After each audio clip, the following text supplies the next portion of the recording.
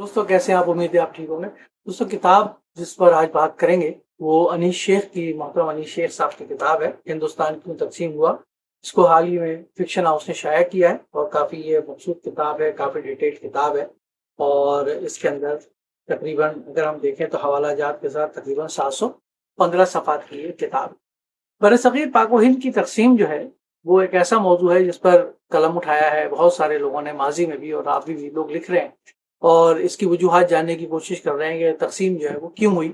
اور ظاہر ہے کہ اس میں اپنا اپنا نقطہ نظر ہے۔ ہندوستان میں جو مصنفین لکھتے ہیں ان کا اپنا نقطہ نظر ہوتا ہے، پاکستان میں جو مصنفین لکھتے ہیں ان کا اپنا نقطہ نظر ہوتا ہے، اور بہت کم لوگ ایسے ہیں جو غیر جانبدار ہو کر اس تقسیم کا یا اس پورے عمل کا جائزہ لیتے ہیں۔ محترم انیس شیخ صاحب نے میری رائے میں بہت ہی معتدل انداز میں اور ایک یوں سمجھ لیں کہ غیر جانبدار ہو کر کے اس تقسیم کے بارے میں تحقیق کی ہے اور یہ کتاب جو ہے وہ مرتب کی ہے یا لکھی ہے۔ تو اس کتاب کی اگر آپ بات کریں تو محترم انیس شیخ صاحب نے مسلم لیگ کا جو قیام ہے اس کے بعد سے لے کر کے اور تحریک پاکستان چلنے تک اور پاکستان کے قیام تک جو بھی دستاویزات ان کو میسر آئیں اور جو بھی تاریخی ریکارڈ ان کو دستیاب ہوا، اس میں اس کتاب کا انہوں نے اس کتاب کو حصہ بنایا ہے۔ اگر ہم دیکھیں اس کتاب کو تو مسلم لیگ اور کانگریس کے اتحاد کا جو دور ہے یہ وہاں سے بات شروع ہوتی ہے کہ مسلم لیگ جب بنی اور کانگریس جب بنی تو اس کے مقاصد کیا تھے، اور پھر مسلم لیگ اور کانگریس کے اندر کس طرح جو ہے وہ اتحاد پیدا ہوا اور یہ ایک ساتھ چلنے لگے۔ لیکن کس طرح آہستہ آہستہ 1906 سے لے کر کے اور اگر ہم 1920-22 تک آ جائے، اس میں کانگریس اور مسلم لیگ کے تمام اجلاسات کی انہوں نے تفصیل دی ہے، بہت ہی تفصیل کے ساتھ۔ اور اس زمانے کے اندر جو اخبارات چھپتے تھے، اس زمانے کے اندر دستاویزات شائع ہوتی تھی، اس کو انہوں نے حوالہ دیا اور اس کے عکس بھی اس کے اندر انہوں نے دیے۔ تو اگر ہم دیکھیں تو اس میں اگر ہم دیکھیں تو معاہدہ لکھنؤ 1916 اس کی بات بھی انہوں نے کی ہے۔ پھر اس میں 1918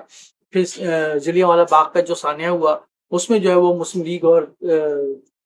کانگریس جو ہے وہ ایک ساتھ تھی، اس میں بھی انہوں نے بتایا۔ پھر اس کے بعد خلافت کی جب تحریک شروع ہوئی، تحریک ہجرت شروع ہوئی، ترک معاملات شروع ہوئی، اس میں بھی مسلم لیگ اور کانگریس کا درمیان تعاون تھا، انہوں نے اس کو بہت تفصیل سے لکھا ہے۔ لیکن پھر اس کے بعد اختلافات کیوں ہوا؟ اختلافات 1921-22 کے بعد جب یہ تحریک خلافت ختم ہوئی اور اس کے بعد مسلمان جو ہے ان کی کوئی سمجھ لیں ایک طرح سے حیثیت نہیں رہی، اور اس کے بعد پھر 1930-35 تک کا جب الیکشن آیا اور 37 تک کا الیکشن آیا، اس کے بعد جب کانگریس کا رویہ بدلا مسلمانوں سے اور پھر ان کی جو وزارتیں قائم ہوئی کانگریس کی، اور ان وزارتوں کے تحت جو 7 صوبوں میں وزارتیں قائم ہوئی،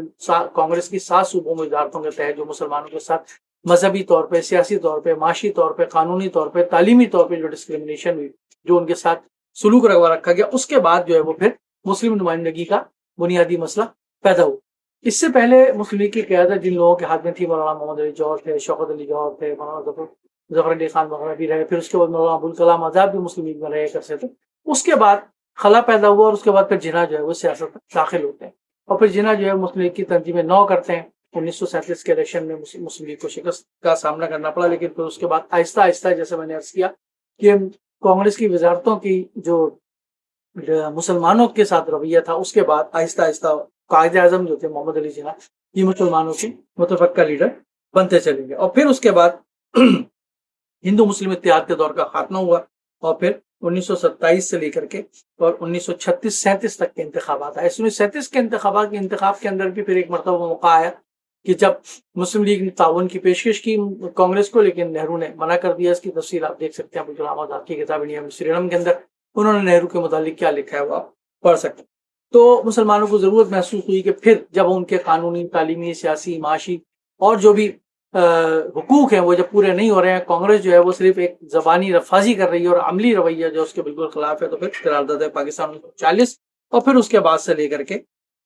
تقسیم تک پھر فسادات ہوئے۔ پھر انہوں نے فسادات کی بڑی تفصیل دی ہے اس کے اندر۔ بہت دلچسپ بات یہ ہے کہ اس کے اندر انہوں نے جو وہاں ہندوستان کے اندر ہندو مسلم کانفلکٹ کی جو وجہ تھی، بہت ساری سبھائیں تھیں، بہت ساری تنظیمیں تھیں، اس کا انہوں نے ذکر کیا۔ مثلاً گاؤں رکشا سبھائیں جو تھیں، شدھی تحریک تھی، آل انڈیا ہندو سبھا تحریک جو تھی، راشٹریہ سیوک سنگھ جو RSS کی بات کرتے ہیں، سینٹرل ہندو ملٹری ایجوکیشن سوسائٹی بھی تھی۔ پھر اس کے بعد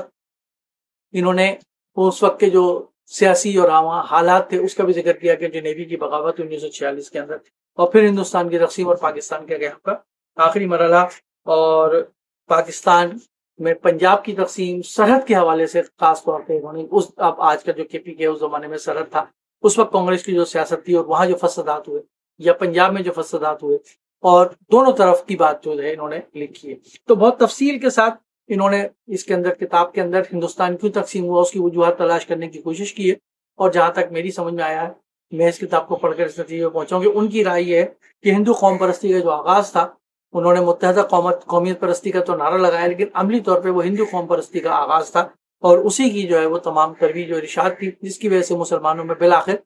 اتحاد کی طویل اتحاد کے بعد 1906 سے لے کے 1937 تک اتحاد تک کی کوششیں ہوتی رہی، تقریباً آپ دیکھ لیں گے 30-31 سال بنتے، لیکن اس کے بعد ظاہر ہے کہ جب روز روشن کی طرح عیاں ہو گیا تو پھر مسلمان جو ہے تقسیم کی طرف گئے، اور پھر تقسیم کے بعد بھی مسلمانوں کے ساتھ کیا سلوک ہوا، پاکستان کے ساتھ کیا سلوک ہوا، اس کا انہوں نے تفصیل سے جائزہ لیا۔ مصنف المحقق انیس شیخ صاحب کی بہت تفصیلی کتاب 715 صفحات کی حوالہ جات کے ساتھ کتاب ہے، اس میں حوالہ جات موجود ہیں، اور اس میں اس زمانے کے جو اخبارات شائع ہوتے تھے اس کے عکس بھی موجود ہیں، اس کے اندر قراردادیں اور دستاویزات دونوں طرف سے شائع کی جاتی تھی، چاہے وہ مسلم ہو یا کانگریس ہو یا ان کی حمایت میں شائع کی جاتی تھی، اخبارات میں رپورٹیں وغیرہ دستاویزات وغیرہ، اس کے عکس بھی آپ کے اندر ملیں گے۔ اس سے آپ کو پتہ چلتا ہے کہ انیس شیخ صاحب نے یہ اپنی پہلی کتاب کتنی تحقیقی لکھی ہے، اور